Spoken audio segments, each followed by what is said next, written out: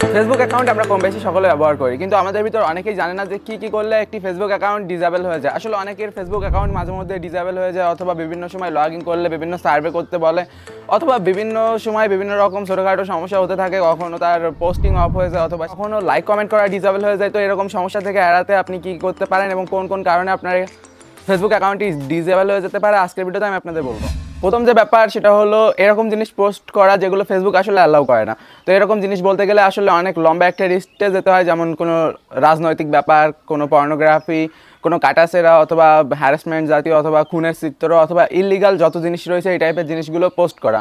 এগুলো হতে পারে আপনি কোনো পেজের মাধ্যমে পোস্ট করতেছেন, অথবা কোনো গ্রুপে পোস্ট করতেছেন, অথবা এগুলোর মাধ্যমে কোনো জাতি অথবা সম্প্রদায়কে নিচু করা হচ্ছে। তো এরকম জিনিস যদি আপনি পোস্ট করেন তাহলে আপনার ফেসবুক আইডি ডিসেবল হয়ে যেতে পারে। নাম্বার 2, ফেক নেম ইউজ করা। আসলে আমাদের ভিতর অনেকেই রয়েছে যারা ফেসবুকে বিভিন্ন ফেক নেম ইউজ করে, যেমন অ্যাঞ্জেল প্রিয়া, তারপর এরকম বিভিন্ন রকম রাজকন্যা, রাজকুমারী, তারপর মেঘের দেশে, হ্যান ত্যান, এরকম আমি নোমান থাকি ওমান, এরকম বিভিন্ন রকম ফেসবুকে ফেক নেম রয়েছে। তো এরকম যে নেমগুলো আসলে ফেসবুকে এগুলো অ্যালাউ করে না।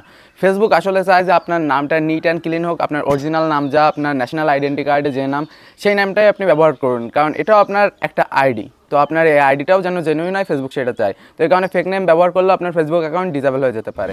থার্ড রিজন হলো আপনি যদি ছদ্মবেশ ধারণ করেন, অর্থাৎ অন্য কারো অ্যাকাউন্ট ব্যবহার করেন, অর্থাৎ অন্য কারো নামে যদি ফেসবুক আইডি খুলে আপনি নিজে অর্থাৎ ফেক আইডি ইউজ করে থাকেন। তো এর আগেরটা তো ছিল ফেক নেম, এবং এর পাশাপাশি সেটা হলো ফেক আইডি, অর্থাৎ অনেকে আছে অনেকে ছবি এবং নাম নিয়ে ফেক আইডি খোলে। তো ওই আইডিগুলো তো 100%ই ডিসেবল হয়ে যায়। নাম্বার 4, সেটা হলো বিভিন্ন লোকের সাথে বাজে ব্যবহার করা, অথবা তাদের বিরুদ্ধে বিভিন্ন রকম আজে বাজে পোস্ট করা। কেউ যদি কারো বিভিন্ন স্ক্রিনশট অথবা মেসেজ নিয়ে অথবা তার কোনো ছবি নিয়ে, প্রোফাইলের ছবি নিয়ে এরকম যদি বিভিন্ন জায়গায় পোস্ট করে বিভিন্ন রকম কথাবার্তা বলতে থাকে, দেন যে ব্যক্তির নামে এগুলো করা হয়েছে সে চাইলে কিন্তু রিপোর্ট করে ওর আইডিটা ডিসেবল করে দিতে পারে। সো এটাও একটা ফেসবুকের ল, আর এই জিনিসটা সম্পর্কে অনেকেই জানেন না। সো একটু কেয়ারফুল হবেন, অনেকেই বিভিন্ন মেসেজের স্ক্রিনশট ডাইরেক্ট পাবলিশ করে দেয়। সো এগুলো থেকেও দূরে থাকবেন। Last but not the least, বিভিন্ন সময় ফেসবুকে অনেককে হ্যারাসমেন্ট করা হয়, কখনো ঝগড়া বিবাদ বাঁধানো, গালিগালাজ করা, অথবা কাউকে অপমান করা, অথবা বিভিন্ন রকম বাজে বিজ্ঞাপন দেওয়া, অথবা পর্নোগ্রাফি অথবা বিভিন্ন বাজে জিনিস ফেসবুকে কাউকে মেসেজের মাধ্যমে পাঠানো অথবা বিভিন্ন গ্রুপে দেওয়া। তো আমাদের ভিতরে এরকম অনেক লোকজন রয়েছে যারা বিভিন্ন লোককে হ্যারাসমেন্ট করে, বিভিন্ন স্প্যামাররা রয়েছে যারা লোকজনদের নিয়ে ট্রোল করে।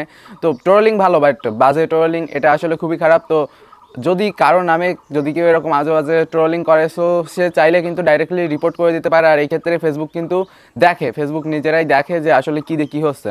তো এই কারণে অনেক সময় অনেক স্প্যামাররা রয়েছে যারা ভুলভাল রিপোর্ট দিয়ে আইডি নষ্ট করে দেয়, বাট আইডি আসলে নষ্ট হয় না, জাস্ট আইডি কার্ড ভেরিফিকেশন করার সাথে সাথেই ঠিক হয়ে যায়।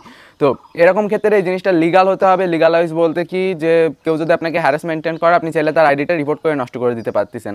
সো এই ক্ষেত্রে সবথেকে মেন যে জিনিসটা আপনাদের মাথায় রাখতে হবে যে ফেসবুকে কখনো দুর্নীতি করবেন না, সবসময় ভালো ইউজার হয়ে থাকবেন, লিগাল পরিস্থিতি, লিগাল ছবি এবং আজেবাজে কোনো পোস্ট করবেন না। এইসব জিনিস মিলিয়ে যদি আপনি থাকেন তাহলে ফেসবুকে আপনি নিরাপদ থাকতে পারবেন।